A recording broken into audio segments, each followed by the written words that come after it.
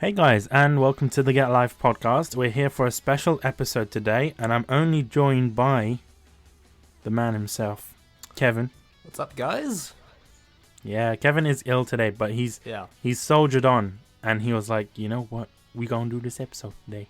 And the reason why we're doing this episode, I haven't even announced what this episode is. The reason why we're doing this episode is because a year ago, I asked you guys on Tumblr and by email as well to send us some questions about what you guys want to see for Dynasty Warriors 9. And considering Dynasty Warriors 9 was officially announced for the West, so it is coming out for the West, we thought we would go through them. One thing to note, we will be passing this on to Koei Tecmo, and they will be passing them on, hopefully, to the developers of Dynasty Warriors, so that's Omega Force. So please keep your questions coming. We will kind of do more of these episodes. The plan is to have a 3-part series where we go through your suggestions for Dynasty Warriors 9 in this episode, and then when Tokyo Game Show and there's more stuff announced and more gameplay shown, we can talk about that. And obviously we will have like an overall episode once the game is out as well. So yeah, this is the first part of 3. And here, yeah, I think we're going to go into the disclaimer, which I'm going to do now. So for you new folks, Get Life Podcast is a monthly gaming discussion podcast under the Get Life group. We talk about all sorts of games, from big AAA titles all the way to the awesome indie games. But our forte is Japanese games, like Dynasty Warriors, so expect that a lot. We can be found on iTunes, Stitcher, and Google Play Music. Remember, if you want to join in on all the fun, you can follow us on Twitter at Get a Life Podcast, or you can check us out on our website, which is www.getalifepodcast.com. Also, if you want to, sorry for the PewDiePie impression, also if you do want to check out our sponsors, feel free to. They are Loot Crate, so go to lootcrate.com/getalife and use the, no, we don't have a promo code. Go to lootcrate.com/getalife and sign up for Loot Crate. It does help us out a lot. It means we can do more episodes and do more awesome stuff. So yeah, we're going to get into this and talk mainly about Dynasty Warriors 9 and what we can expect to see from it. Just as a little introduction, Dynasty Warriors is a hack and slash game. It started, I believe, in 2000, although you can't quote me on that. It originally started off as a fighting game, like a 3D fighting game similar to Dead or Alive or Soul Calibur series on the PlayStation 1. And then on the PS2 era, when the PS2 first came out, it was reimagined as this Romance of the Three Kingdom themed hack and slash game. And I think it's kind of started this era of hack and slash games, and it kind of branched out into a lot of different spin-offs: Samurai Warriors, Hyrule Warriors, Gundam, Dynasty Warriors Gundam, and more recently, I think even Fire Emblem has their own Warriors game, if I'm not mistaken. Well, going to have one soon. Which we're not talking about today. We will talk about it one day, but not today, not on this episode. So, in Japan, the game has been, it's going to be published by Tecmo Koei. We expect it to be published by Koei here in the West, and distribution in France probably by Koch Media, and probably distributions in the Scandinavian countries to be dealt by Reef Entertainment. I'll be honest with you, I'm not quite so sure if we're going to be getting an English dub. I would assume potentially yes, but that hasn't been confirmed. I wouldn't be surprised if we're getting a dub, but we're hoping for an announcement and more gameplay at Tokyo Game Show. Like I said, for this episode, we kind of reached out to you guys in the Tumblr community for Dynasty Warriors and through the Dynasty Warriors blog, as well as the TK family on Twitter. So thank you very much for all of your suggestions. We're going to kind of go through them. Even the silly ones we're going to go through and talk about, because, everything, you've taken the time to message us. We might as well talk about it, even if it is something silly or something that you're trolling us with. But first, I want to talk about, Kevin, how did you get into Dynasty Warriors, and what did you kind of think about the game before and after you played it? So just so you guys are clear, you guys obviously know Bish, right? He's kind of the vet. I'm on like the exact opposite end of the spectrum. I am completely new to the series, right? Dynasty Warriors 8 is my first and only Dynasty Warriors game I got on PC, funnily enough, right? And I gotta say, before I get into how I got into the series, I'll give you my impression of the series beforehand. Like, before, Dynasty Warriors, for me, was just kind of a name. I knew that Bish was into it, right? And for me, I think a lot of people have this impression of Dynasty Warriors where it's just this, like, mindless hack and slash, right, that comes out, like, every few years, and it's kind of like a Call of Duty for Koei Tecmo, where it's, like, a mindless hack and slash that has really dedicated fan base, but nothing new really changes.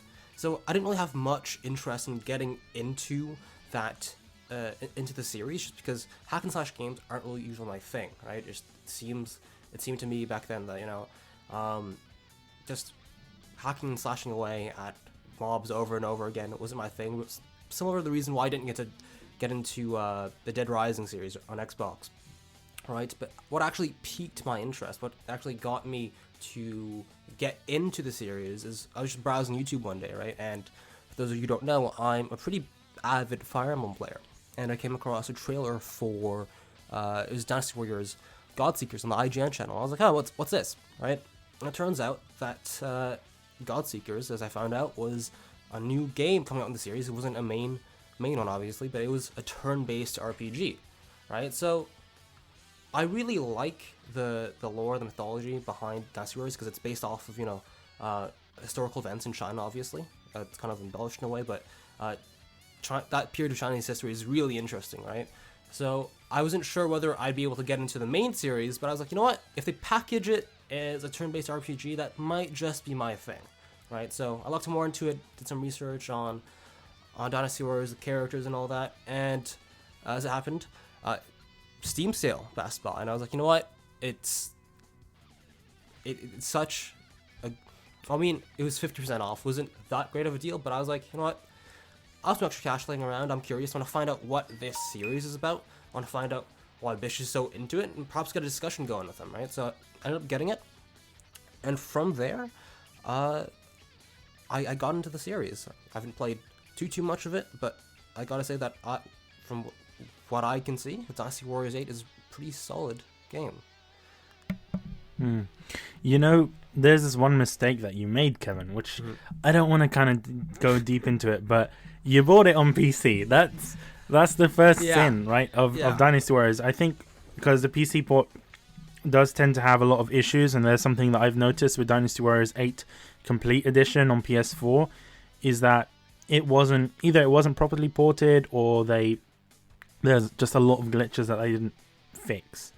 One of them being is that if you're using Red Hair, which is the fastest horse in the game, and you're playing co-op, the game lags considerably, and you just drop frames like uncontrollably. It becomes unplayable if both of you are using the horse, which wasn't really a problem on the PlayStation 3 version. But bear in mind, they had to port it from PlayStation 3 to PlayStation 4 to PC, which is, you know, doing that, it must be very difficult for them, and I understand why they did it, but it's a bit disappointing, right? Like, you don't, especially someone for me, I play Dynasty Warriors since Dynasty Warriors 2, so I'm all about, like, shitty graphics and shitty frame rates and stuff like that, but it's a bit disappointing when it's a newer game, and the fact that the PlayStation 3 version is better than the PS4 version, it's a bit disappointing.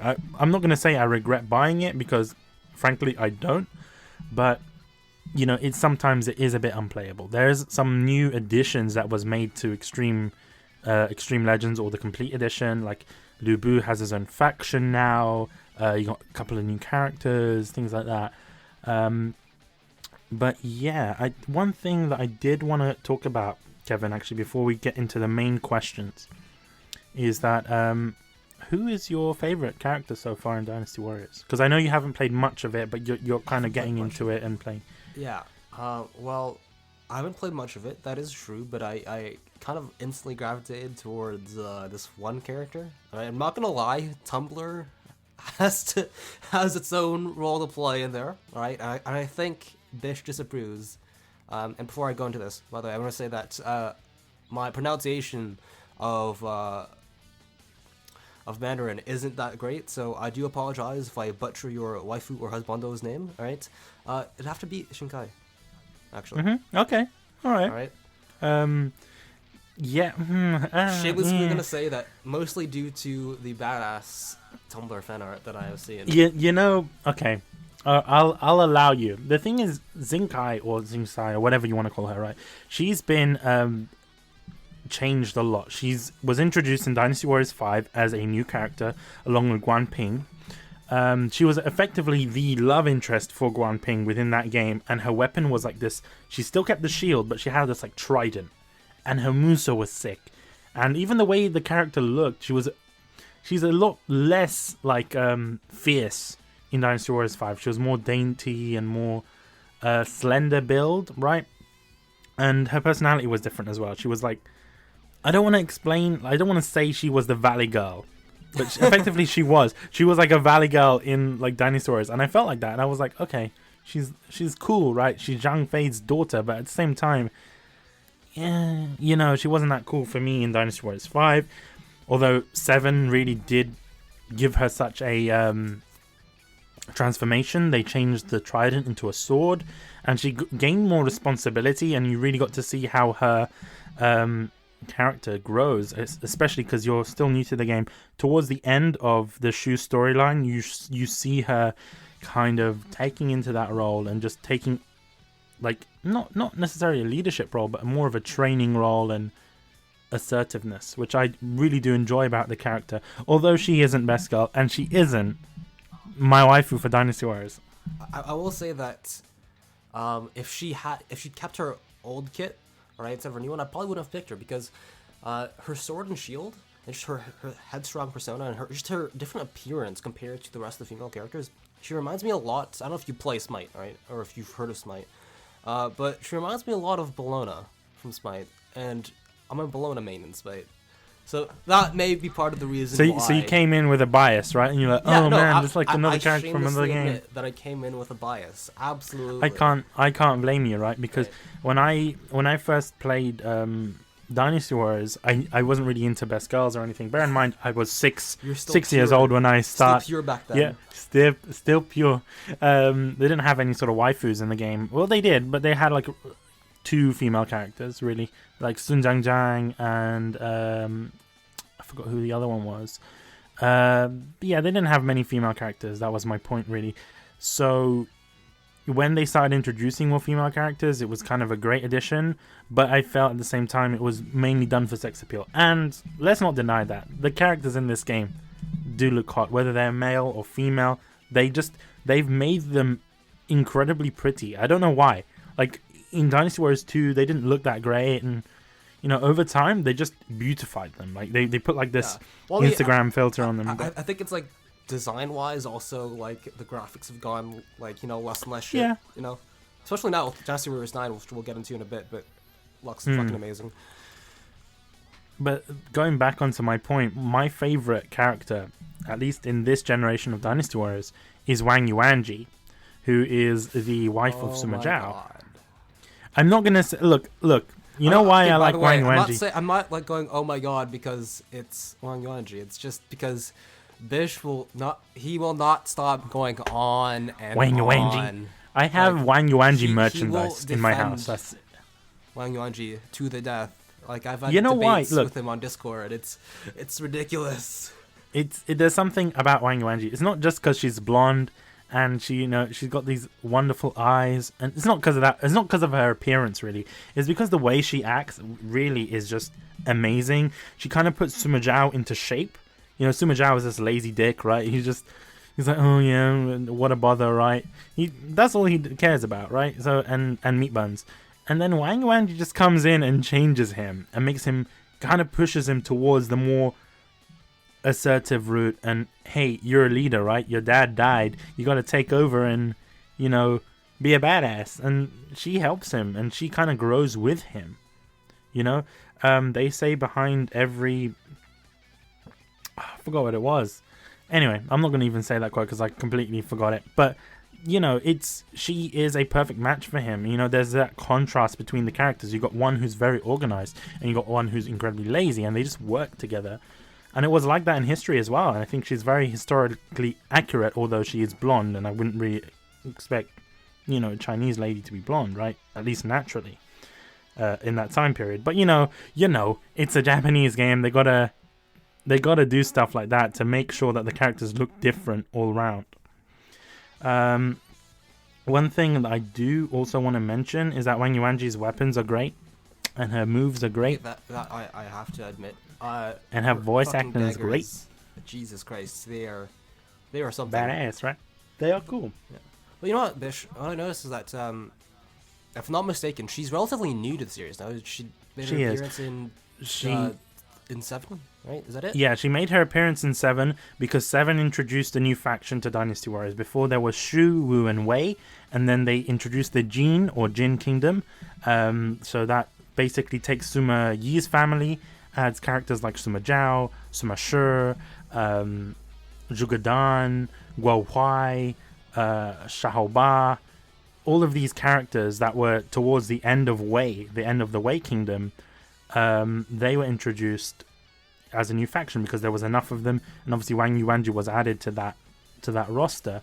So she's relatively new, but obviously bear in mind, from Dynasty 6 to Dynasty Warriors 7, there was a big gap, right? There was a lot of development time. We didn't know what was going to happen to the series because 6 wasn't the best game, so people were kind of worried about where the series is going to go from there.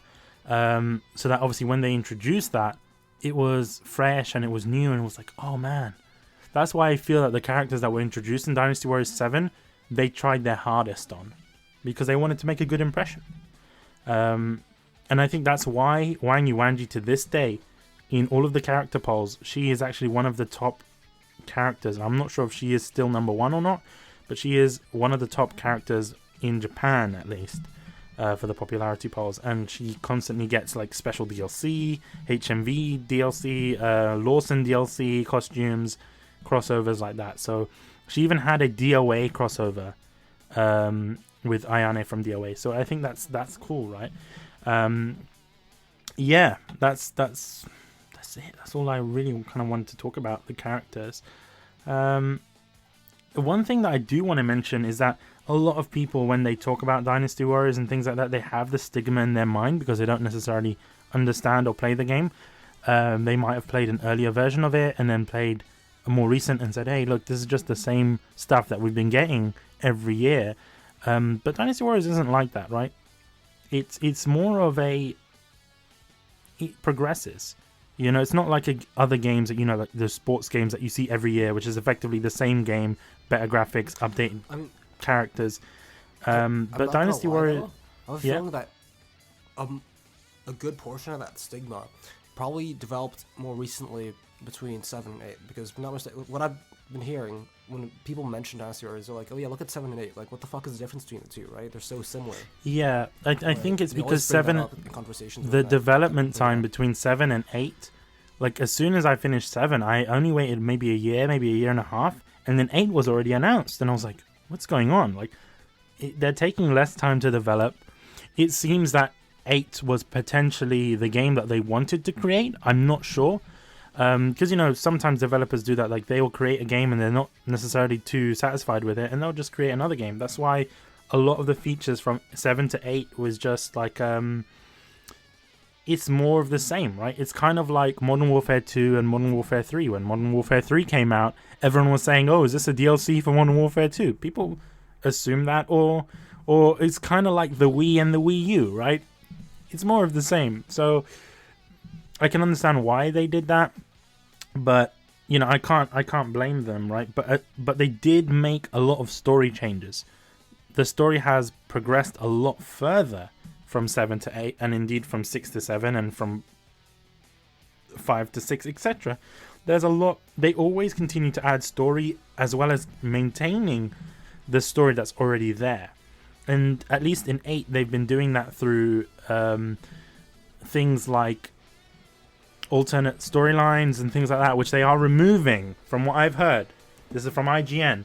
IGN did say that they are removing alternate storylines within Dynasty Warriors 9.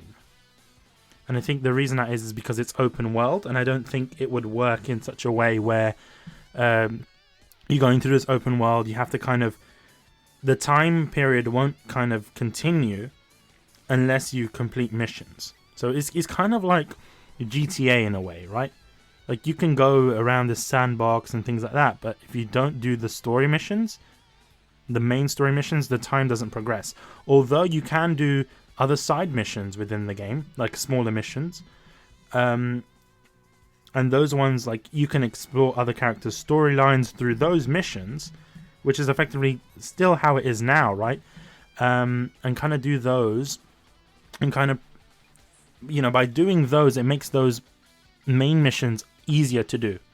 For example, you know, there's certain objectives that you might need to do historically to prepare yourself for a battle, like take over some catapults for the upcoming battle, or prepare, you know, before the Battle of Turbie, you know, they chained the ships together to make sure that when they, you know, set them on a fire, or when they set them aflame, you know, that because they were all chained together, that it just blazed everything, right?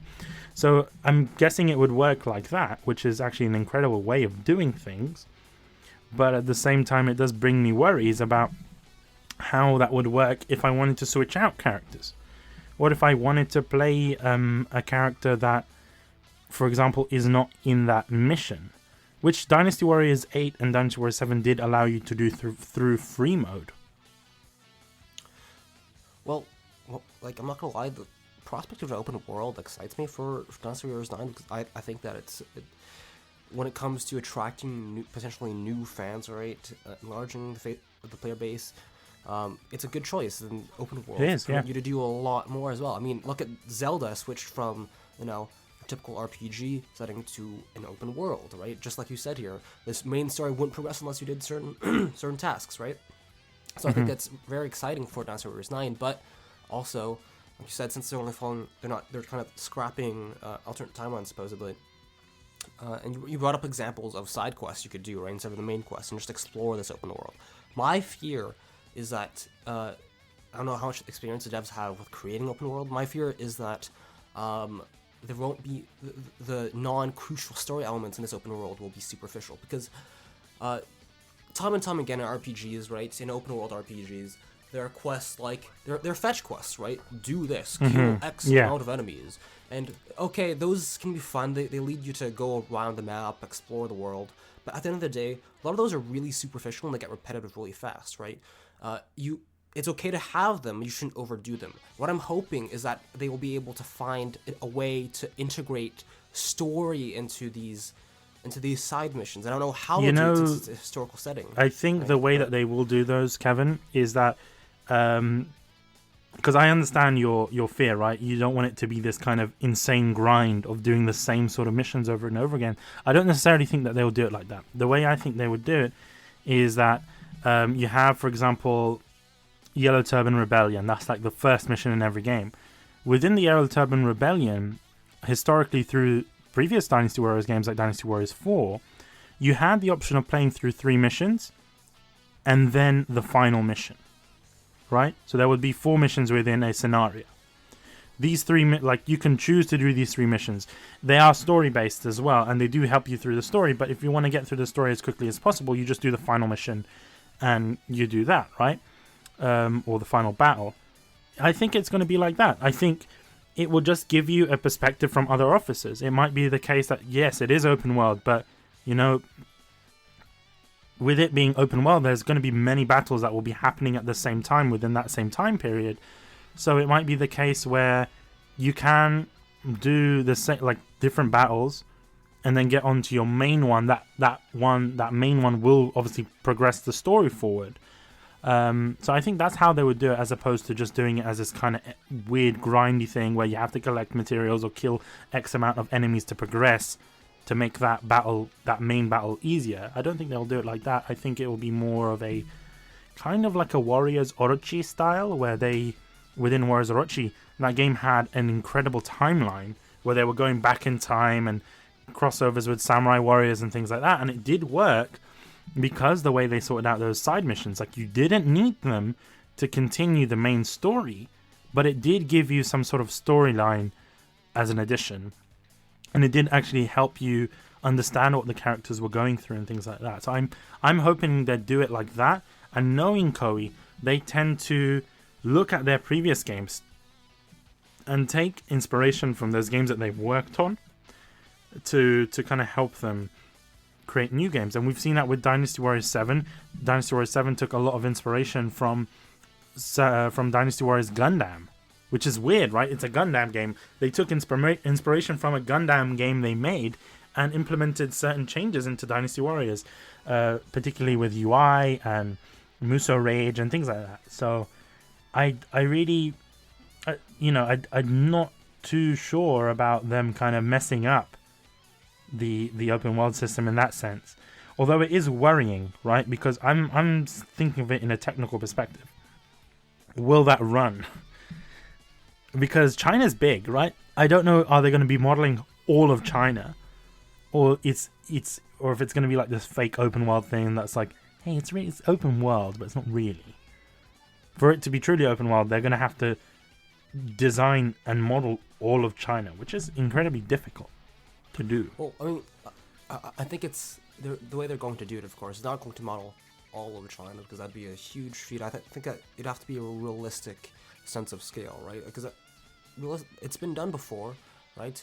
And even if the open world isn't as big as it may seem, I'm feeling that just perhaps having like separate areas within the open world that you can fast travel to, and just there are techniques, of course, like the skyboxes that you can use to create a greater sense of scale. Honestly, the technical aspect of it doesn't worry me as much, especially since we have stuff like the PS4 Pro coming out on PC. It shouldn't be a problem either, just because that's the thing, right? Because with Koei, what they tend to do is that, especially because this game, we're assuming that it's going to be made for the PS4 in mind, right? It's going to be developed first on PS4 and kind of ported over from there.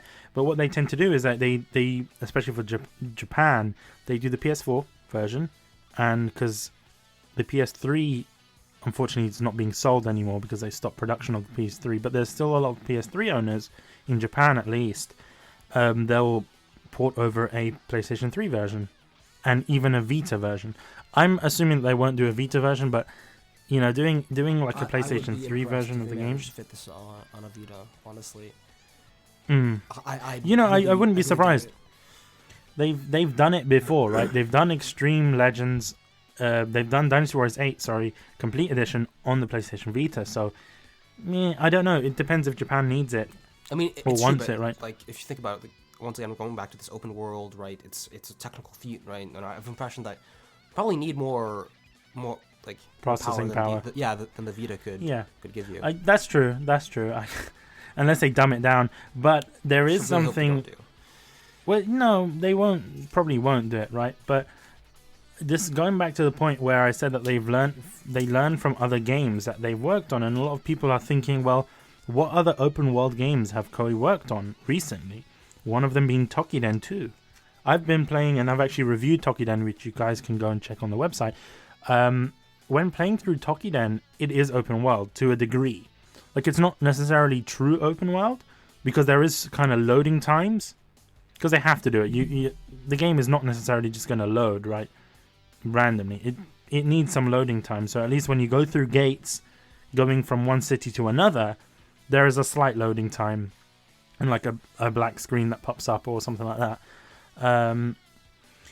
So I'm presuming they would do it similar to Tokiden in the sense, because we've seen Tokiden and we've seen how it works, but Tokiden is a small scale in comparison to Dynasty Warriors, which is spanning over China, right? I think potentially what they can do to avoid that whole rendering all of China is that they might do it according to the time period, because not all of the battles happen in different areas all the time. Like, some of the battles will happen in a certain city for one chapter of the story, and you might be teleported between different bases between the storyline. But I think that might happen. One thing that I did want to know, and a lot of people are both excited and very frightened really for this open world, but I would say generally I'm pretty on the edge, on the fence about it, because I don't know how it's going to work. Because I'm hoping that it's not a failure like Dynasty Warriors 6. But obviously if they pull this off, this can be a revival for the series, and I think this is what the series needs, especially with Dynasty Warriors. From the jump from 6 to 7 was great, and it made 7 such a great game, but the jump from 7 to 8 was kind of minuscule, so it made 8 just feel like an expansion upon 7. But I'm hoping that this would kind of revive the game and get more people playing Dynasty Warriors and more people kind of enjoying the game and learning about the history, because I think for me the history got me into the game. You know, once you read the book Zangguo Yanyi or Romance of the Three Kingdoms, once you read that book, I've read it a couple of times, but once you read that book and you learn about the stories, it puts the game into another perspective. And it's great how accurate they are to the book. Bear in mind, the book is loosely based on real life, but hey. Yeah. Like, one of the things, though, that I guess I'm kind of skeptical about, as much as I want this open world to succeed, you brought it up yourself, actually, before in this recording, and you said that, you know, Dynasty Warriors has, 100 plus characters now, right? And yeah. It's only like, two new characters I think have been revealed for Dynasty Warriors 9, right? But nonetheless, it's a huge cast of characters, right? And moving from the old style that they had with past games to an open world changes a lot of things in terms of storytelling, right? And my fear is that if you look at a traditional RPG with an open world, it really works because you follow one character throughout his or her journey from start to finish, right? With a cast of 100 characters, right? Like you said, it's going to be difficult to... Well, we don't know how they're going to handle, you know, switching from character to character, right? But more importantly, one of my fears is, like, most of these characters have fans, right? How are they going to be able to tell the stories of these characters? That's the thing. Within reason, right? There's so many of them, and within the open world, you can't really have switch between multiple characters on the fly, right? So do you think that there will be a protagonist this time? I don't necessarily think so. Like, how will it work?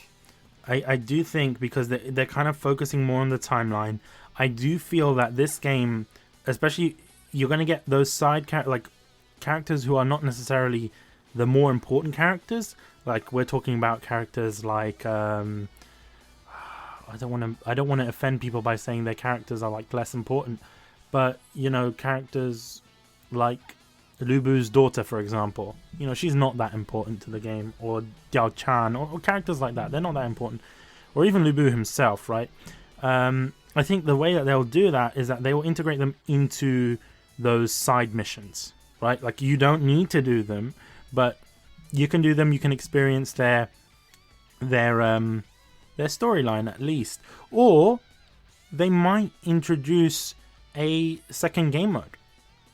Dynasty Warriors, at least with 7, always had second game modes, right? Like, you've noticed Rampage mode and the mode where you're recruiting other characters. I think called Conquest mode or something like that. I can't remember the names of the modes, but at least there you might be able to introduce characters and potentially play around with their stories. Or they can do that through Extreme Legends, which it might be a tactic for Koei to sell more games. We don't know, and I think potentially that might happen, although I do feel that it's more likely that they will do it within the side missions. Like, currently at the moment within Dynasty Warriors, when you're picking a story mission, you're given a choice of 3 characters, right, who were in that battle.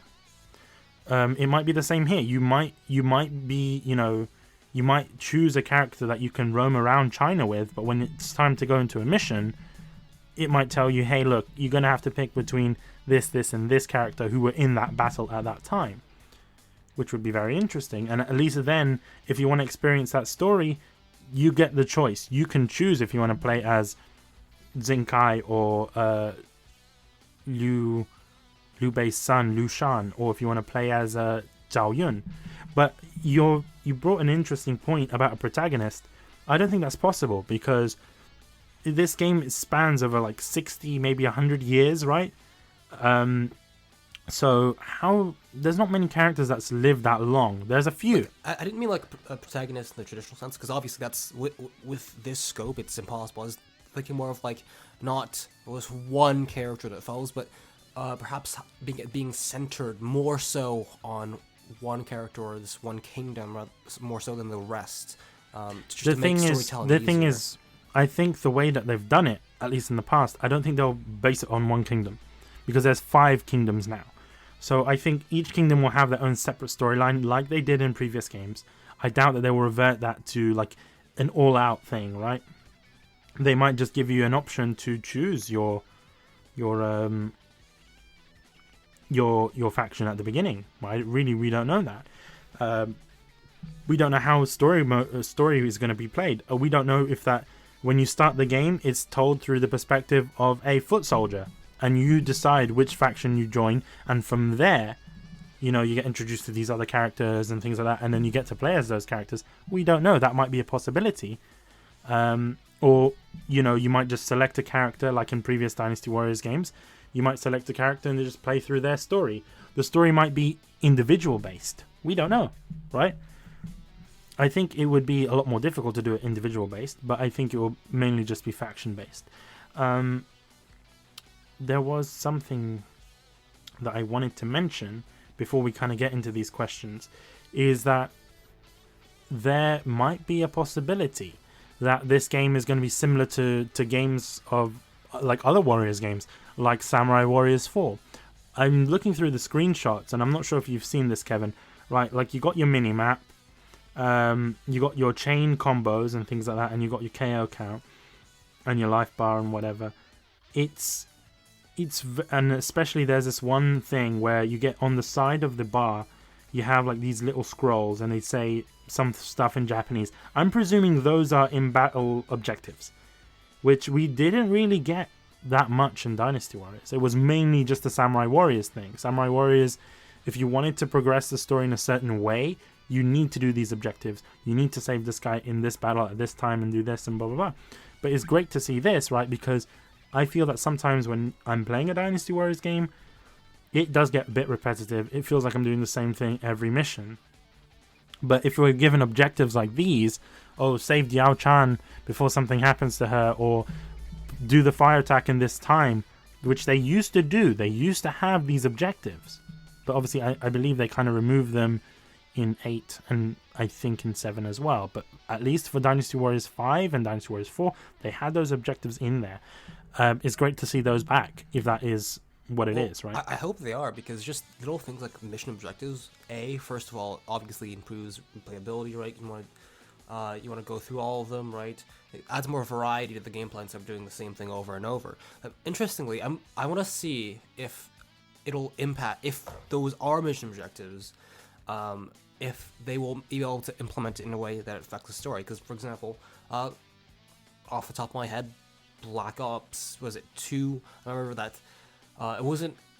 there's this interesting mission, right, where there was this objective where you had to save Karma, and it didn't explicitly say you had to do it within a certain amount of time, but if you fail to get through all the enemies and get to the end and get to her within a specified amount of time, then you would actually not fail a mission, it'd still finish the mission, but then you'd have the outcome of the story would be slightly different, because the next mission you'd have to do something else to try to get her back, etc. I'm wondering if Dynasty Warriors 9 will implement this in the same way, where there are optional objectives that will affect the way the story progresses, and just the universe. I think that would be interesting, right? Because they did do that within Dynasty Warriors 8 with the hypotheticals. Like, for example, Pang Tong dies in a certain battle. You can save him and prevent him from dying, which will open a route for him to be in a different battle later on, which was never in. Because in Dynasty Warriors 8, like, they've always mentioned, like, there's, the Battle of Cherbi, Cao Cao, at the beginning of it, he explicitly says, I wish, I forgot his name, he says, I wish his strategist was there. I forgot the name of the strategist, forgive me, I should have known his name. He wishes his strategist was there, and if you save him, he's actually there. In history, he isn't, but that changes the tide of the battle. That actually allowed Cao Cao to win that battle in this hypothetical way. It's been mentioned that they're not going to do this hypothetical thing anymore, but it would be interesting, as you said, to have these story missions that depending on what you do, affects the outcome of the story. Maybe it increases the difficulty if you fuck up one of the missions. For the next battle, I think that would be great because it obviously it gives you more of an incentive to do it. Yeah. Right? Open world, like it's a double-edged sword, right? Because if they do it right, it can potentially attract a lot of new people, right? It enriches the gameplay experience. But on the other hand, I don't bring this up again, but I just really don't want it to be like this quote-unquote, yeah, it's an open world, but not really in the sense that there's not much to do. Like, here, I'll bring up L.A. Noire or Arkham Asylum, okay? Those two games are open world, right? But you can't really interact with the open world. It's just the biggest effect that those games, open world, had on me while I was playing through them was it just increased the time between missions because I had to go across the city, right? You didn't feel like you were part of something greater. You didn't feel like this open world had any worth to it, right? So I'm really hoping that they'll add little, Easter eggs, and they'll make it seem vibrant, right? What I want to see is that you've mentioned this whole stale open world, right? And I'm hoping it's not like that, but I'm hoping that Dynasty Warriors, at least when you're leaving a certain village, I want to see bandits like attacking some civilians on the road, and you as your character, whether you're Guan Yu, whether you're Zhang Fei or something, you can choose, I want to save these people, let's get into like a quick skirmish, right? I want to see stuff like that, or riding around your horse from one place to another to visit Zhuge Liang or things like that, because that's a side mission, right? And it's also it allows you to interact with the environment. World. Yeah, with the environment. It doesn't feel like it's just there as a wallpaper, right? Yeah. So small things like that add a whole new layer of depth to the world, and I really hope that they do include things like that, right? That's just one example of what they could do, right? One thing, I really want to kind of get into the questions now, and kind of talk about what everyone is saying. We got quite a lot. We got about 30 questions to get through and kind of discuss. But I did ask the people on Tumblr and the people on Twitter some questions to kind of as like guidelines. So I kind of asked them questions like, what new characters would you want to see in the game?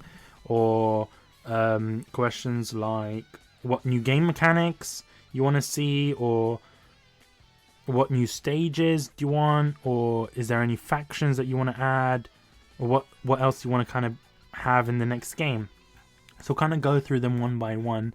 I'm not sure if you can see them on the screen, Kevin, or not. It is a bit small, so you're going to have to zoom in on it. So we kind of got a bunch of people from Tumblr, actually. Majority of people from Tumblr, from the Dynasty Warriors blog. So we're going to give everyone a shout out, and we're going to be like, hey, thanks for doing this. So the first question comes in. Well, it's not really a question, really.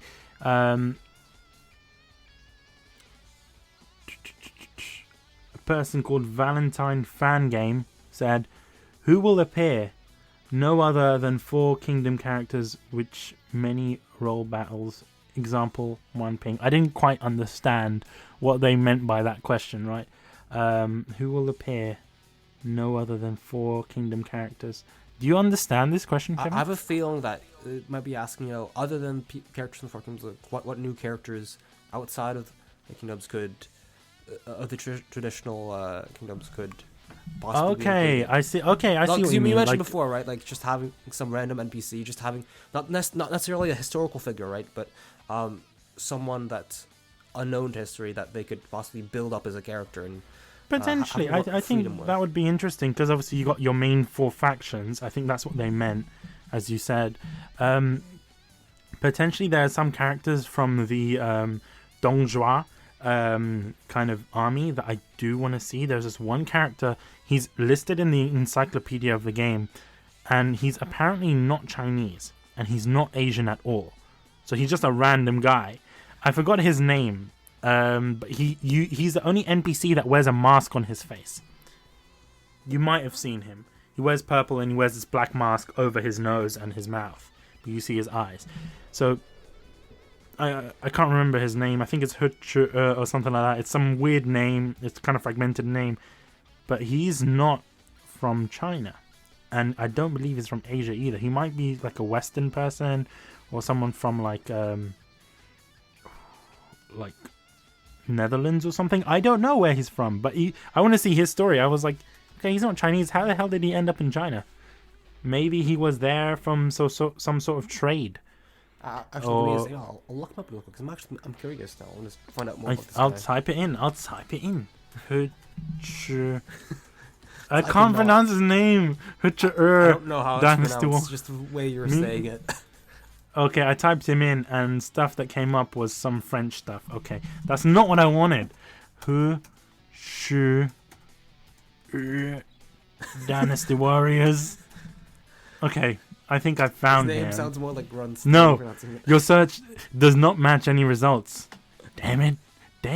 Oh, okay, no, I found him. Okay, I'll give you the wiki, the Koei wiki link. Damn. So let's find more about him. Holy shit, you weren't kidding. A general who survived, one of the greatest in his army for Jiangsu. Cao. Oh, sorry, I called him Cao. Whoa, that was a reference back to the old Dynasty Warriors. They used to call him that, actually, until Dynasty Warriors 7. It was like, Cao. Cao. It was... Or Xiahou Dun was called Jia Hao Dun. Like, the names. Although the voice acting was great, the names was weird. He appears in one castle to ambush Cao Cao or fight Dian Wei. That was in previous games. He doesn't say. He has a Chinese name, but he's not Chinese. It doesn't say where he was born or where he died. Yeah. He is a foreigner, so we don't know where he's from. It doesn't even give us much information. He was effectively an assassin, but we don't know much about him. I think characters like that would be great, because he's quite interesting because he actually was, supposed to kill Dian Wei, but he failed in doing so. I think characters like that would be great to see, like those really awkward characters that you don't know about, or that many people might not know about, but they do change his way that the NPCs look. Like, he's a unique NPC, so I want to see him as a character, but I doubt we're gonna see him, at least in this expansion. I don't think that we'll see too much. No, I hope there are a few characters. They've already announced who maybe the characters NPCs that we interact with, but not necessarily play, right? Because these figures they give the devs more freedom to work with their story, right? Like, I know Shinkai herself isn't that all that important in history. They just know that she was she was there, right? But they don't have many records of what she actually did, right? So I think that she's not even real. There's a lot of characters that aren't even real, so she might not even be real. Might just be a character that Lu Guanzhong created. I don't know. Correct me on that if I'm wrong. But yeah. Going on to the next question, Peach Doll. That's a cool name. They asked, there is a lot of thing I want to put into the main game, but the main thing I need for Dynasty Warriors 9 and its expansions to be put on Steam again. I don't care how crappy the port is, and I can't afford a new system, and I need my Dynasty Warriors that resonates. Unsmiley face. Peach Doll, I feel you. I'm part of the Dynasty Warriors community on PC. All two of us on PC. Maybe you and Peach Doll can play a game. The PC community is actually just Peach Doll and I. But I really do hope that Dynasty Warriors 9 gets a PC port. What do you think about it? Like, I have the impression that it's probably not gonna launch at the same time. No, I don't think it will. I don't think it will launch at the same time. But I do think a PC port will happen because it will probably will. Right. Because actually recently, I think potentially what can happen is that obviously they will release the game in Japan first, but at least when we get a Western release, I think we might get a PC port at the same time as a PS4. Because look at Tokiden, that was released on PC as well at the same time. Koei has been working incredibly hard, at least Koei Europe and Koei America have been working incredibly hard to kind of bring us PC ports over and kind of to nag the Japanese people, like the Japanese team, to be like, hey, these guys want it, right? Let's bring it over. And at least recently, they've been doing that consistently with their games, whether it is a Koei title or a Tecmo title or even a Gust title with RPGs and things. So I don't see why, and I'm not going to confirm or deny because I actually don't know this information, but I'm hoping that there is going to be a Steam version. We did obviously get Dynasty Warriors 8 Extreme Legends on Steam, and we got Samurai Warriors 4-2 on Steam as well. So, and Tokiden as well. So there's a lot of probably investment in Steam and things like that, because remember, they're marketing also to the Chinese market as well. Like, yeah, and they're very heavily PC based. They're heavily PC based, and from what I know, they do enjoy Dynasty Warriors. They do, because it's their history, right? Yeah. They enjoy that, and things like that. So, from a business standpoint, I don't see why not they would do it. They would probably do it. I think that it's a question with two parts, really, right? The first part is, okay, well, I hope there's a PC port. And he mentions, like, oh, I don't care how crappy the port is. I have to disagree with that, right? I am a fan of the series, or I'm a newcomer to the series, right? But I have to say that on PC, you're making it really, really hard to get into Dynasty Warriors. And I know that people will be like, oh, you fucking idiot, why are you trying to get into Dynasty Warriors on PC? PS4 is a way to go, right?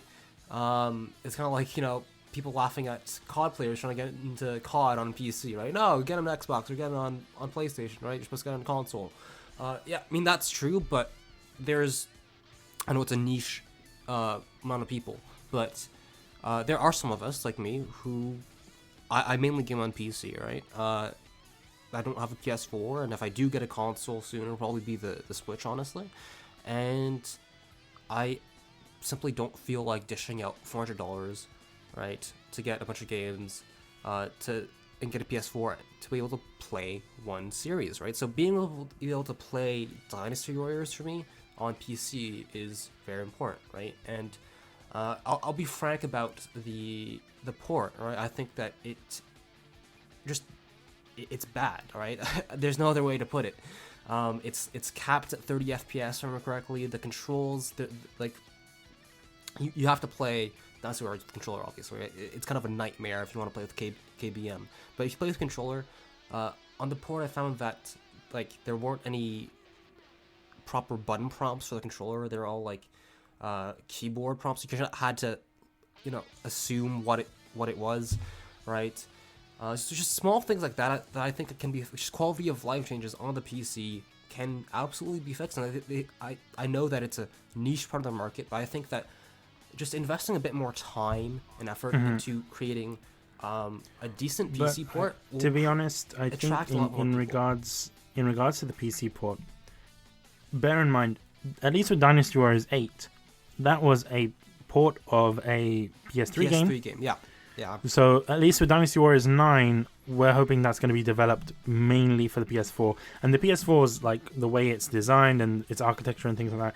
It's similar to a PC. It's port over to PC. Yeah. Of course. I hope that it's going to get better. Just because, I'll be frank, I don't know how much Koei Japan is aware of this. I'm absolutely certain that Koei Europe and North America are aware of this. But just it's an unfortunate fact that Koei ports and just Japanese ports in general to PC have a horrendous reputation of being very bad. Right? You just look up any Total Biscuit review of any port report of a Koei game or of a Japanese game, just from Capcom, whatever. In general, 90% of them have issues very low, because they're being ported. I understand it's being ported from console, right? So that has issues. Things like capped frame rates, very few customization options, right? And I think that if they increase the amount of options that PC players have, it will grow. Otherwise, it'll continue to be a niche market, right? I think it has lots of potential. And another problem to add on top of that, I think, is this doesn't really apply too much to Dynasty Warriors 9, just to the past games, is that the entry point is actually quite expensive.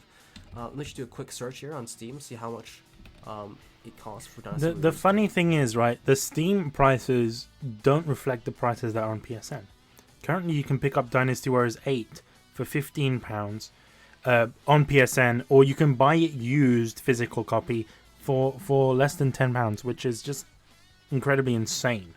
So both Dynasty Warriors 8, the main game, and Dynasty Warriors 8 Empires, they're both $55 on Steam, which it's an insane amount of money to pay for a game that has been out for quite a while now, right? So it's just simple things like lowering the price on the older games on PC, just making the ports, just making a few small quality of life changes, like making it more controller friendly, for example. Just things like that, I think, will go a long way to improving. It might be the case that Koei thinks that, because there is mod support for the game, right? So there could be potentially mods. Like, it might be the case that developers are like, okay, let's let the modding community deal with all the problems that we weren't able to fix. And, you know, there might be some modders out there for the game. Well, I doubt there'll be many modders for Dynasty Warriors that aren't nude mods, right?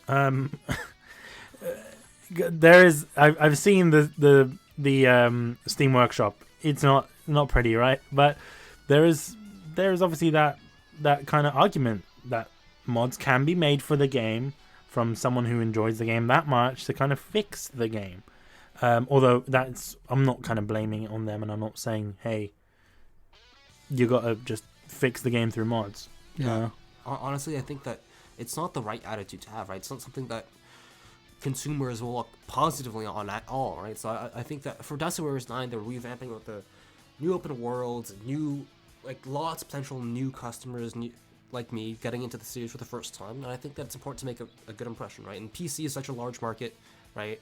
And unfortunately, there's already the stigma of crappy Japanese ports, and I think that it's important that if they want this to grow on other platforms, because it's already solid on PlayStation, right? But on console, it has a solid following. But if they want to capitalize on this hidden potential in the PC market, I think that small things like making sure that the game runs smoothly, 60 FPS is like the bare minimum nowadays, right? 1080p bare minimum.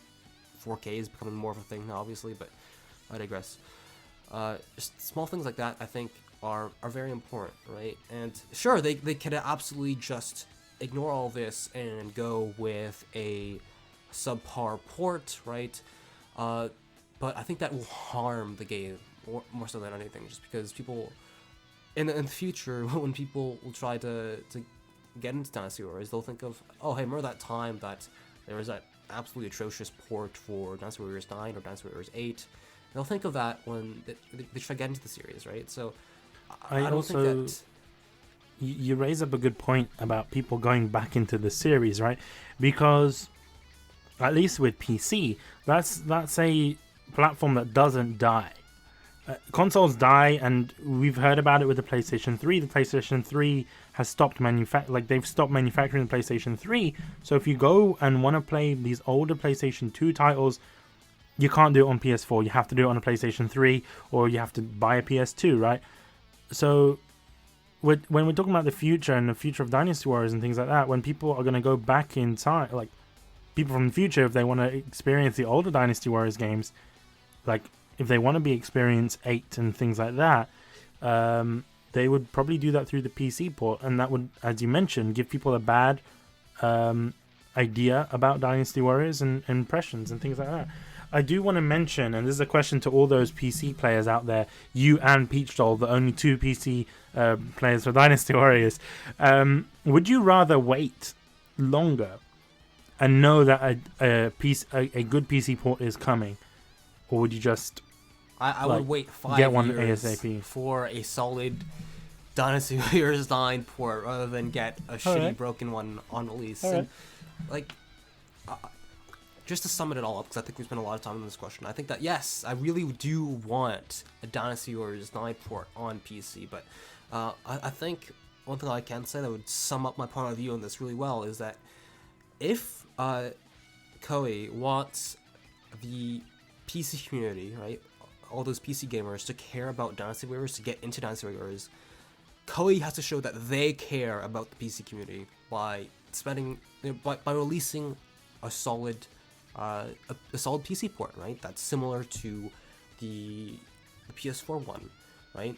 Because obviously there's always going to be bugs and all that, and I don't really care if the PC one's slightly more buggy than the PS4, because there are issues when porting over from different platforms. Like that's understandable. It's just I feel that the current state that what you would normally expect from a AAA port to PC, it's just unacceptable, right? I mean, it's a practice from the last generation. And I'm hoping with Dynasty 9 being the first new entry on the 8th generation consoles, that they'll change the way that they see PC, right? Because PC is getting more and more important in the market nowadays. I hope that they're revamping the series, adding plenty of new features like open world and all that to the series. So similarly, I hope that they will revamp the way that they deal with the PC platform, because lots of potential, lots of potential fans here. I hope that they do port justice, and the port does the fans justice when it comes out, I hope. I hope so as well. On to another question. Lycra Ducks with a Z rule said, right now my dream mechanic edition would be hyper attacks from Samurai Warriors added in. Nothing like speeding through armies, decimating troops at light speed. The thing is, this is something I've been thinking about for a long time. We had these questions submitted in almost a year ago, and I've been thinking about this one every day. Why? Because the hyper attack system is great. Effectively, for those who don't know, hyper attack systems effectively grants you a second move set. It doubles the amount of moves that you can do. Usually you're pressing square, or on Xbox you're pressing X and then X and Y, or square and triangle on PS4 to do combos. This effectively reverses it. So you do triangle and square, or Y and X, to kind of create those combos in addition to your square and triangle combos. So it effectively doubles your moveset, and it's at like this crazy high speed, and it does incredible damage. The thing is with hyper attacks is that they tend to work on smaller maps. If this is open world, hyper attacks is just going to be too overpowered, first of all. Second of all, it's just going to be very messy. Like, there's a lot of motion blur when you're playing Samurai Warriors from this hyper attacks and things like that. And imagine the amount of processing power that needs to be, there for you to kind of implement that on a larger map and things like that. Like I said, I also think those hyper attacks, because they are very, not overpowered, but they are very like quick and things like that, they work well on smaller maps. Especially Samurai Warriors, their maps are very square based, if you've noticed that, because they're based on castles and you're fighting in castles, right? They're incredibly small maps, and they do work in kind of tight quarters combat. It's like taking a shotgun and deciding I'm gonna snipe with a shotgun. You can't, right? It works in like like corridors and things like that. I don't know if that analogy helped, but I'm sorry, I don't think that mechanic will come in to the game. Koei can prove us wrong, but I highly doubt that they would do that one. Kevin, do you want to say the next one? Moving on right on to Skullkid 2099. And he says, more story focused on the characters and their development. Also maybe something Chronicle mode, like from Samurai Warriors, where you can see the characters interact in different ways outside of the battlefield. Now, I think that would be very interesting. That's a point that we did bring up before. Remember when I said, imagine walking through the world and then you see a randomly generated event that's going on, when you have to kill bandits or things like that. I think that's potentially how they can do it. Although in terms of doing it, implementing it in the way that Samurai Warriors Chronicle mode did, I don't think it would be the best way of doing it. But I do think they could implement that within the open world, having you walk around, and in daytime you see a certain character, at nighttime you see another character. They might be drinking on the sidewalk, they might be eating a turkey leg, you come up and talk to them, have a couple of drinks with them, etc. And that might affect your bonds with the character, because something that was introduced in Dynasty Warriors 8 was character bonds, and obviously these character bonds, if I'm not mistaken, kind of affected like he was like a friendship trait, right? He would give you more like you get more money, you kind of get more help from them in battle, and have them come in as a bodyguard, etc. So it might be implemented in that way, but I don't necessarily think it would be implemented in some sort of chronicle mode that we saw in Samurai Warriors. I just feel like I am just crashing down people's dreams or just crushing dreams. I'm sorry, but I have to base this in reality. I can see where he's coming from, though, right? Just because, again, just coming back to this huge change from going to open world means so much, right? And I think a lot of people are just afraid that they've seen open world done very badly in the past, because it's not always that, you know, open world means it is a good thing, right? It can be done in a good way and in a bad way, and when it goes wrong, it can go terribly, terribly wrong, right? So I also hope that they will not, just skip over character development and interaction with the world, right? So we've covered this before, previously in the episode, but yeah, I do think you bring up a very good point. I absolutely agree with you as to what degree that will be implemented in the actual game upon release. I am not so sure. Yeah, we're not so sure at the moment. Yeah. Moving on to the next suggestion is from Rio Geken. They basically suggested characters that they want to see within the game. There being Liao Hua and Guo Tai. Guo Tai, I don't know much about Guo Tai, although Liao Hua, and that's something that a lot of people want to see. A lot of people want to see Liao Hua come into this game. And Kevin, if you don't know who Liao Hua is, he was there from the beginning, since Yellow Turban Rebellion until the fall of Shu. So he's been there from the very beginning of Dynasty Warriors until the end. That's like 60 or 100 years. So he's been there a long time, along with other characters like Zhao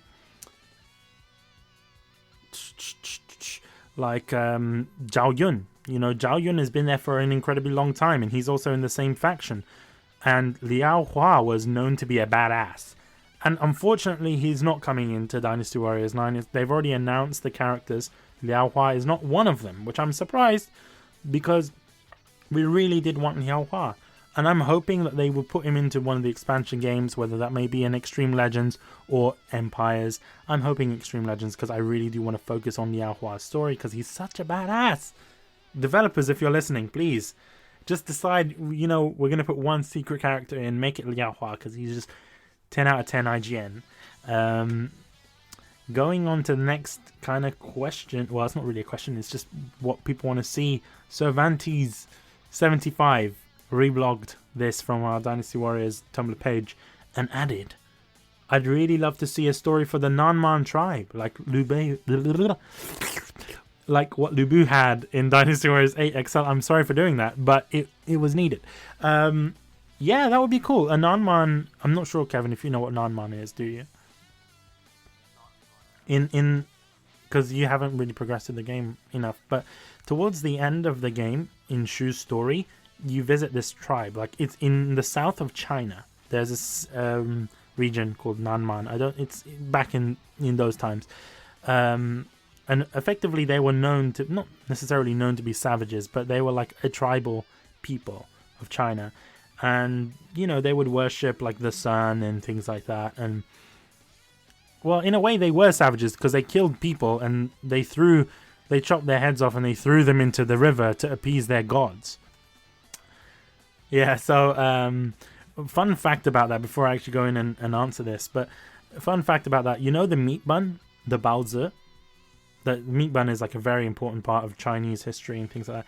Apparently, it was invented by Zhuge Liang. Zhuge Liang was the strategist of Liu Bei. And he saw the non-minion people just killing people for this sacrifice and just throwing their heads into the river. And instead of killing people, he was like, you know what? Let's make a massive meat bun and put like meat inside, like lamb or something like that, and make it look like a face, and then throw it into the river. And then apparently that's how Baozi was created. Whether or not it's true, I don't know, but that's a fun fact for you guys. But in terms of seeing the Nanman tribe story, there isn't enough characters for it. And they've already announced the characters. We already know that there isn't any Nanman characters currently there's only 2 non-Nanman characters.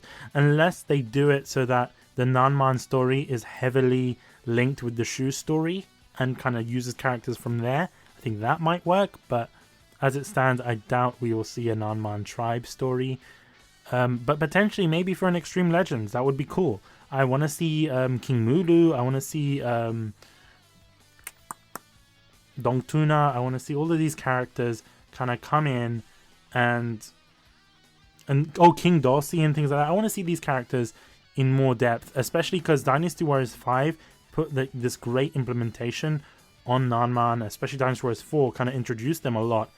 And they had like these really nice things with their stages. Like there was poison swamps in their stages, there was exploding pots. It's something that they did remove from previous games because it made it incredibly challenging. You're walking through a poisonous swamp and just dying.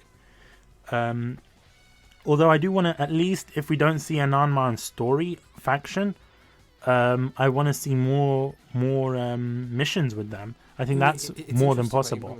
Because perhaps there aren't enough characters to implement them in the main story. But do you think that this open world that they're trying to create, do you think it's possible to sneak them in and just like NPCs or just interact with them within the open world? No, the thing is that they're already, like, the other faction have their own story. It's you have Wu Shu Wei, Lu Bu, and then you got Wu Shu Wei, Jin, Lu Bu, and Other. Other was like all of the characters that miscellaneous characters, right? They were just put into their own faction. And within the Other storyline, each kind of faction within that sub-faction would have 2 missions. So I don't necessarily... There are characters already in the game. They are playable characters, and they have their own movesets. So I don't want to see them as NPCs, because that would be a bit of a cop-out. We will see story for them, but I don't think it will be a lot of story. I don't think it will be enough to warrant a new faction. Bear in mind, they only managed to create Lu Bu's own faction because they took characters from Wei, like Zhang Liao, and they added characters like Lu Bu's daughter and Lu Bu's strategist and things like that. So there was a lot of characters that had to be added in to make that a thing, and I highly doubt that Nanman will get many characters. It might be the case that they just give them more story missions, which I think would be a better thing to do, personally. On to the next question. It's not even a question, it's a suggestion again. It's Zelars. Are you from like no, it's Lars is like a name from Norway, but they spelled it with a Z. So I doubt that they're Norwegian, but you know. They said, respect characters. I just have 2 things to say. I would like to see Hua Xiong, Chengpu, and Cao Hong. These 3 did a lot in history, and I think it's the moment to add them. The second is asking new characters more manly, Okay, this is a 2-part thing. They want to see Hua Xiong. Hua Xiong's sick. He was in Dongjua in his faction. Although I don't think that they're focusing on adding more other characters. Chengpu is in the game. He's actually been added in, so rejoice on that one. He's been added in. Chengpu is actually... he's been in the game for a long time. He's actually one of Zhou Yu's bodyguards, along with Han Dang. Han Dang has been added since Dynasty Warriors 8, so it's nice to see Chengpu in the game. Cao Hong, I don't think he's in the game, unfortunately. It would be nice to see those characters in, but they can only add so many characters without just overpowering the roster.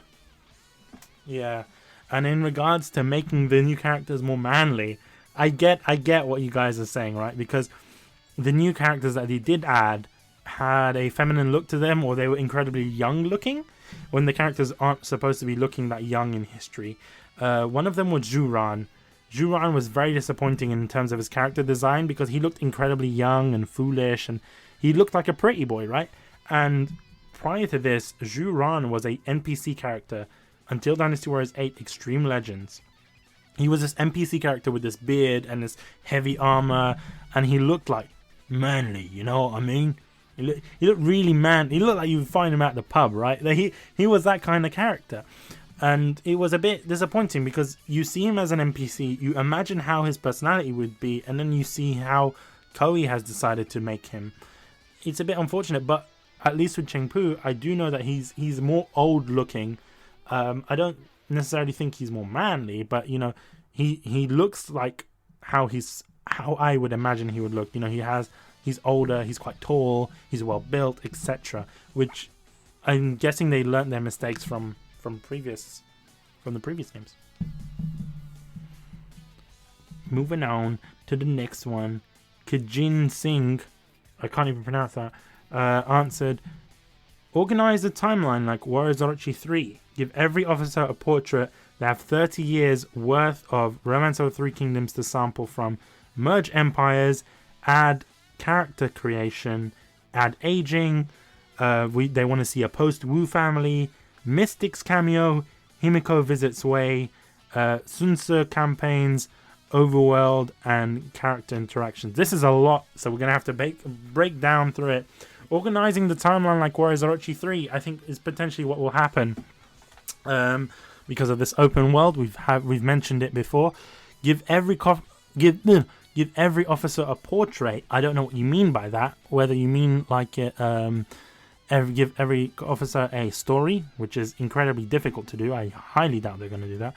Or if you mean a portrait as in Romance of the Three Kingdoms style, where they actually just illustrate every character, even though they're NPCs, and make them look different, that would be cool, but it would take a long time.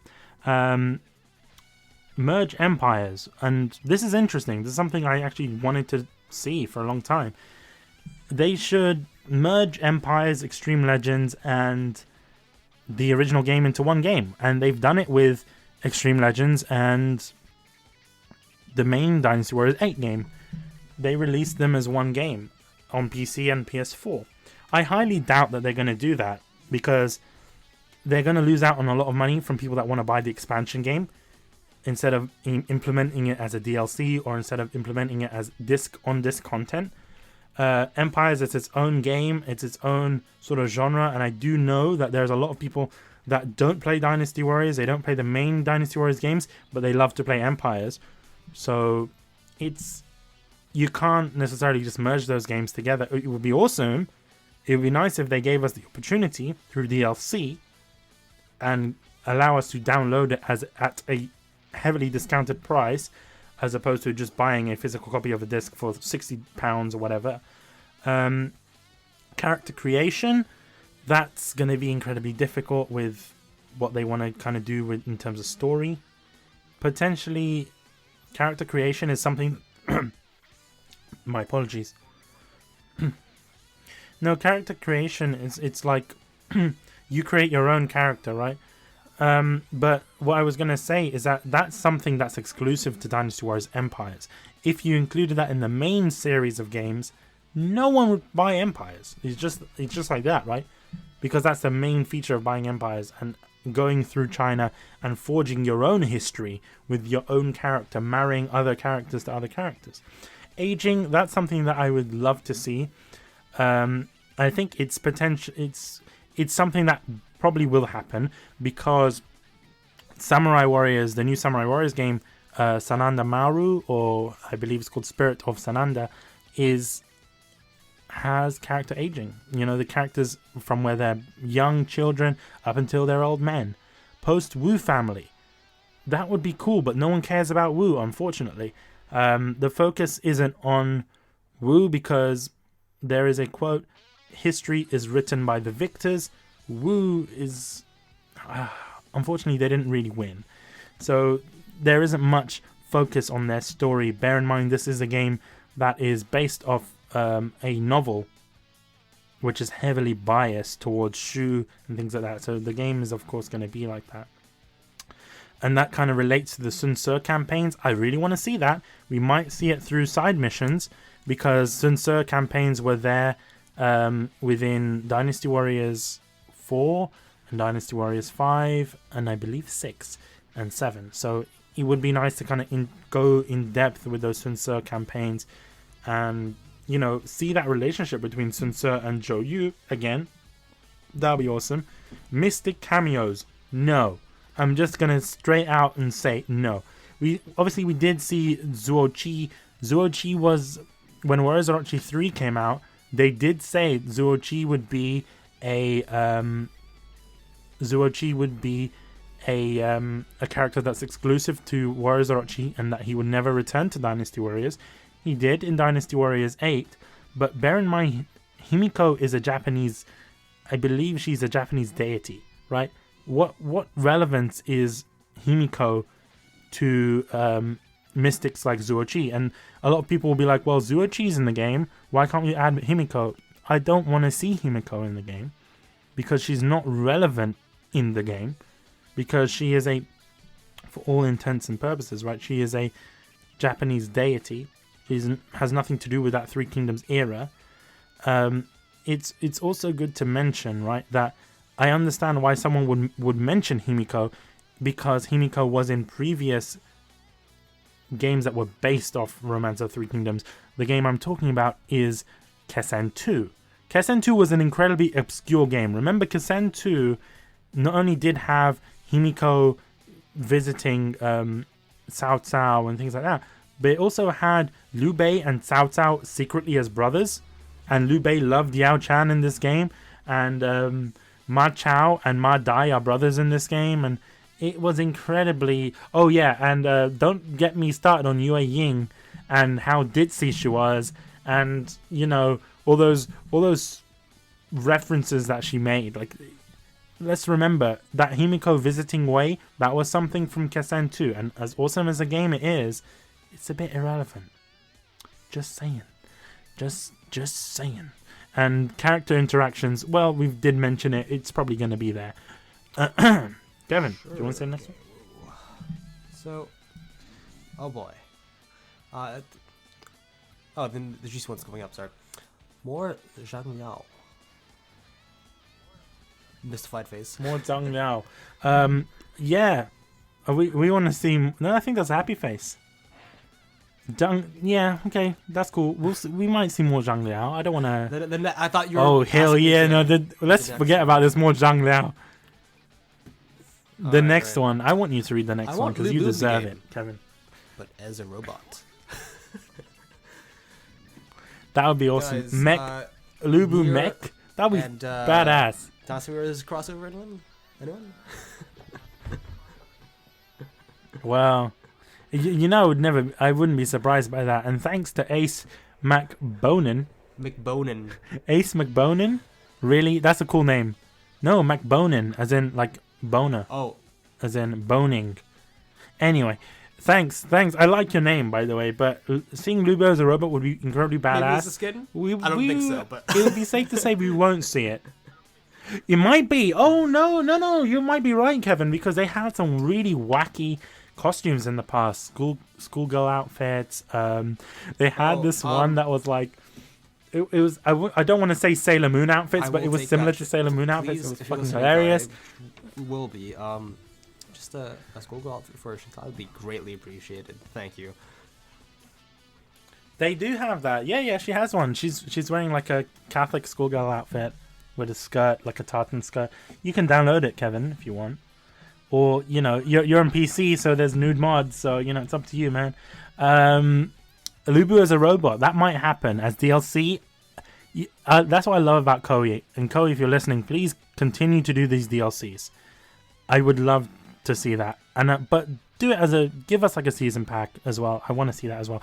But those DLCs, you had weapons as shish kebabs, spears on, like, shish kebabs on spears, and...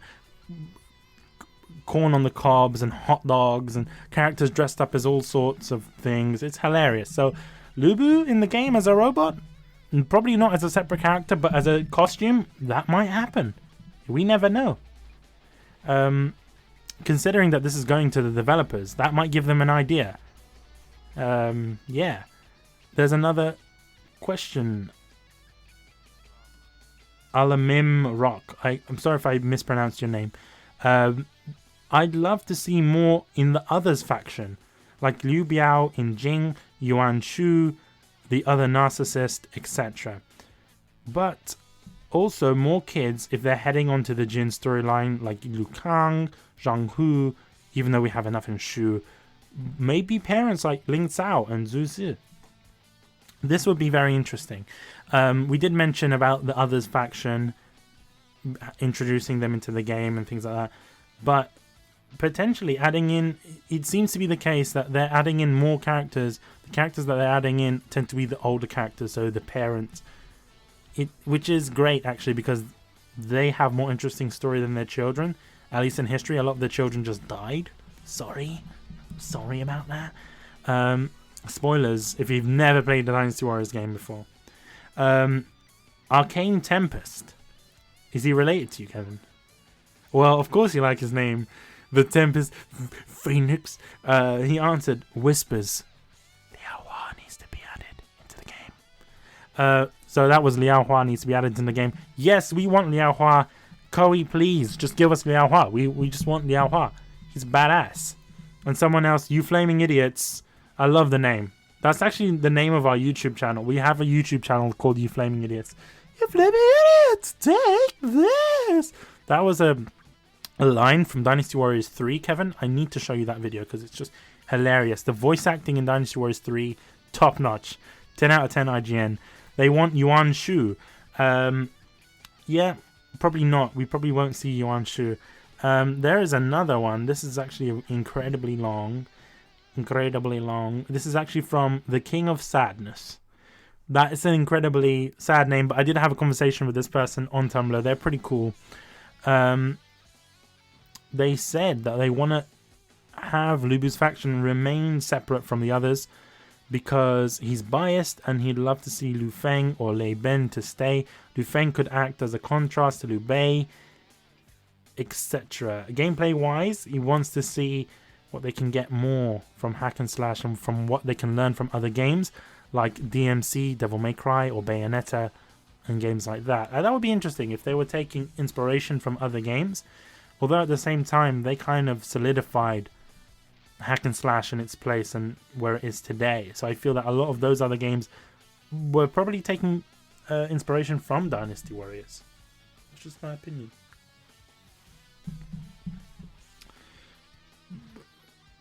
There's also, he's actually written quite a lot, so we'll go through this in steps. Add bosses into the game. That's something that they did add in terms of Dynasty Warriors Strike Force. That did not work out well, although Strike Force was a very impressive game.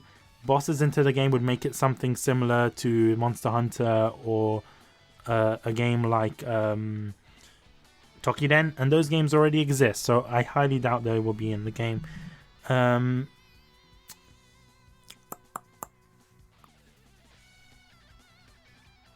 One thing, sorry, no, that he's written more. He's written quite a lot actually.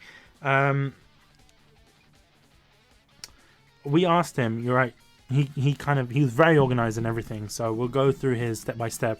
Which new characters does he want to see in the game? He wants to see a bit of mission mash between new characters and weapons, and he wants to see some weapon rearrangement. This is a very, very pertinent, and we need to talk about this, Kevin. Weapon rearrangement. From Dynasty Warriors 7, they introduced dual weapon system, where you can use more than one weapon, and then obviously they introduced EX attacks. The only reason they introduced EX attacks, I feel from a game design perspective, is because most of the characters had the same weapon, right? A lot of characters have the same movesets from the sword. So they introduced EX attacks that were exclusive to each character that would give them some sort of variation between attacks. Although with Dynasty Warriors 8, they kind of tried to eliminate duplicate weapons and gave everyone these kind of unique weapons, which I think is cool. Some weapon rearrangement, I would be very interested to know how that would be done, like what weapons would be rearranged. I'm hoping that they remove Zhou Yu's staff, bow staff, because it's shit. Why does Zhou Yu have a bow staff? That's one question. Zhou Yu, up until Dynasty Warriors 6, had this amazing thing called an Elder Sword. It was like this curved sword, like a pirate's sword. And it would have like these ancient inscriptions on it. And it would glow. It was a pretty badass weapon, right? And removing that and changing how he looked and giving him a fucking bow staff, that annoyed me. And to this day, right? They still gave him that bow staff. Like with Yu Ying also had the bow staff, but in previous games she had this like sickle, like this sickle on a stick, like a scythe. Sorry, it was a scythe. So she had a scythe, and then they removed the scythe, gave her a bow staff as well as Zhou Yu. But in Dynasty Warriors 8, they gave her back the scythe, but Zhou Yu still has that stupid bow staff because it's like, hey, you know, this is a weapon. We need to use it for a character. What Koei tends to do in terms of DLC is that they will create DLC weapons for the previous game, and then those DLC weapons, because their assets already created, they will use them for new characters in the game in their newest edition. Which is, it's kind of recycling, and I understand why they're doing it, right? But it's a bit of a cop-out, and it's a bit like, I don't want to say lazy. It's nice because obviously they're new weapons and not everyone can afford to pay money for those DLCs and things. Although it does make it a bit annoying because you get used to one character. For example, Huang Gai used to have, I believe he used to have this, in Dynasty Warriors 7, he used to have like the Pudgel. You know, like the massive mace. Like, massive mace. He used to have that, and they removed that in Dynasty Warriors 7 Empires, and they gave him a boat. They gave him a fucking boat. Like, his weapon was a boat, and he can summon water from the ground. And previously, before Dynasty Warriors 7, he didn't have that Pudgel. He had a weapon that was like a baton. And he had this baton from Dynasty Warriors 5 to Dynasty Warriors... Sorry, from Dynasty Warriors 4 to Dynasty Warriors 5. He had this baton, and it was sick. It was a bit basic, right? But at the same time, he can throw grenades. That's badass, right? You can throw fucking grenades. But obviously they introduced grenades as its own separate weapon for Dongjua. So it's about, you know, this weapon rearrangement. I also want to see new weapons. I think that'll be cool. Just give the Elder Sword back. Like, we need that. We need that sword back. It makes Zhou Yu who he is. I don't like Zhou Yu with the bow stuff because he's just dumb. It's just dumb, right? He's just, I don't know. He just feels like he's in a Jackie Chan film, you know, or he feels like he's in this like cheap kung fu film with that bow stuff. It's dumb. Just remove it. Why you do this to me, Koei? I've been asking this since Dynasty Warriors 6 introduced it. I've been asking this. All right, please do me a favor and just, you know, let me come to your offices and I can help you design it. You know, if you don't want, I can help. I sit down with you guys and we can design the weapon together and we can talk about it and we can, you know, I want to meet the person responsible for that weapon change as well because I really want to meet them for certain reasons. He also wants to see Liao Hua. A lot of people want to see Liao Hua, so it's great. And Guo Tai, and Liu Kang, and Lu Shun. Well, Lu Shun's already in the game. What else? That's pretty much it. That's quite a lot. That's quite a lot of questions. It was a long post. Bear in mind, I didn't say everything within the post because it's very technical. There's a lot of weapon changes that he wants to see, right? You know, certain characters using flagpole or sword or things like that. So it's incredibly long, and he has a Zeta Boards forum thing on the Koei Warriors forum. He has a thread where he actually goes through movesets and how can you change them and make them unique. So I suggest, we'll put that in the link in the description. Go and check that out because that's incredibly detailed, and I feel that a lot of people listening to this would find it incredibly boring if we went through that, but there'll be people that will enjoy that, right? I want to answer some of my own questions. What stages should we see in the game? I want to see the Battle of Bo Wan Po. That was a battle in Dynasty Warriors 4 where, you know, Zhuge Liang planned this fire attack and you had to ambush Shahudun. It was fantastic, right? It hasn't been in the game since Dynasty Warriors 4, and I want it to return. Kevin, what else do you want to see in the next game before we end? Go back to, who was it here? In the beginning, who was it talked about hyper attacks? I know that you always said no, right? You don't think that they will realistically be implemented into the game. But one of the things that I noticed when I got into Dynasty Warriors was that the combos, there are quite a few of them for every character, but it's not awfully extensive, right? And I think it's echoed by someone later on who mentioned that was it the King of Sadness who mentioned that he wanted to he quote, "I'd like to see some more of what we get from other hack and slashers like Devil May Cry or Bayonetta and whatnot," right? And I think we've had this discussion before, right? Where it's like, it'd be really cool if they could add more combos. I don't know how. Just a greater variety of combos would make the gameplay a lot more interesting. Because a lot of the time, especially since I play a lot of Rampage Red, I find myself going through the same combos over and over. Or there's some combos that are just like a lot better than other ones. Or so you just end up using the same like 2 or 3 combos over and over for maximum effectiveness. And they're flashy, they're cool and all that, but after a while, they get kind of boring, right? So I like to see more combos. And a problem that I think that was brought up in the past, that you brought up actually, was that, you're like, hey, that's great and all, but they're using up like all of the buttons on the controller already, right? Because I mentioned like, hey, what if they tried doing it like, for fighting games, right? There's so many different inputs you can use to get attacks done and combos. Yeah, that would make it incredibly difficult, right? It's just simply because all of the buttons on the controller are being used. They're already assigned to something, right? And unless there's different combination, like as the person mentioned before, the hyper attacks, they're cool in terms of potentially using the idea of hyper attacks and using them in a different way, like using the fact that you can reverse the combos and it becomes a completely different move, right? Maybe we can see that being implemented as additional moveset, but actually implementing hyper attacks, it just doesn't work. But using that feature to implement new movesets would be great. They go a long way to mix up the gameplay a bit. Also, I don't know if you've played Final Fantasy, though, right? 13? Have you played 13? Yeah. Yeah. Yeah. I played 13. You Worst game. About the only game I rage quit. The only game I've actually rage quit and haven't completed to this day. Bringing up 13 is, I had paradigm shifts, right? I was thinking, and for those of you who aren't familiar with paradigm shifts in 13, one character can have multiple paradigms, right?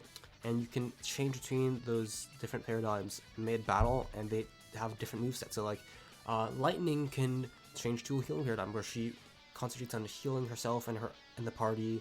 Switch to another one where it's like buffs and stuff. But in Dynasty Warriors of Defense, they've already implemented that with dual weapons. Well, 2 weapons. They already have that with 2 weapons, but I think perhaps finding I don't know if they have room, finding a button where you can switch between different movesets, for example. I know that yes, everyone has 2 weapons, but I do know for a fact that for the second weapon, you can only do special attacks with your main weapon, right? If I'm not mistaken. Right, so perhaps expanding the second weapon's moveset a little bit more. Obviously, you can't have... But they did in Dynasty Warriors Defense, when EX attacks were first introduced, it was 1 EX attack per character. Now it's 2 EX attacks. So it's like, they are listening to what we're saying in terms of different movesets and how to implement them, but it does take time. I also feel that potentially, because of this whole open world battlefield system, it might be the case that they not only introduce dual weapon system, but introduce dual character system. Like Samurai Warriors. Samurai Warriors, you play as 2 characters at once. And when you're not using one character, the other acts as an NPC. It's incredibly intuitive, and I think, like I've mentioned, they learn a lot from previous games and they implement them into Dynasty Warriors. That's how Dynasty Warriors learns. That's why a lot of people might say Dynasty Warriors doesn't have a lot of innovation, because those innovations were made in previous games. But hey, yeah. I think that's about it, really. Is there anything else you want to add, Kevin? No? Okay. Just so you guys know, Dynasty Warriors 9 has just recently been announced in the last couple of months for the Western world, which means we will be seeing it. I can't say when it will be announced because I don't know that information. Just so you guys know, we will be passing this on to Koei. So if you guys have any more questions, feel free to tell us on our Twitter page at Get a Life Podcast, or on the Dynasty Warriors Tumblr blog as well. You can just submit a question, or send us an email on our contact page, www.getalifepodcast.com/contact. That's pretty much it.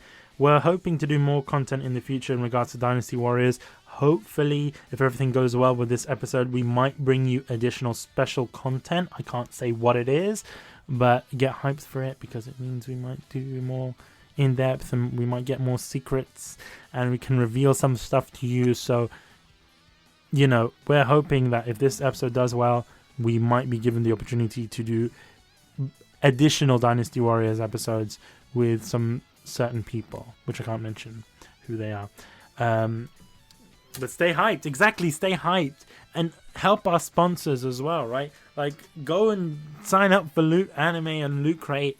You know why? Because if you help them out, you help us as well. And that means we can... What if we need to go out of London for an interview? Hint, hint. I don't know. What if we need to go somewhere? How are we going to pay for that? That's why we need you guys. Sign up for Loot Crate. If you want to sign up for Crunchyroll as well. I know that's a kunai sponsor, but hell yeah. Crunchyroll.com/kunai. I know it's a bit weird, but Like, what are you using kunai for this? Yeah, you can watch the Samurai Warriors anime there, so you can do that. Even though Samurai Warriors is not Dynasty Warriors, yeah, you can do that. You can watch the Berserk anime. That's a game made by Koei. And Koei's worked with Crunchyroll in the past as well, so yeah, go and help them out and go and help us out.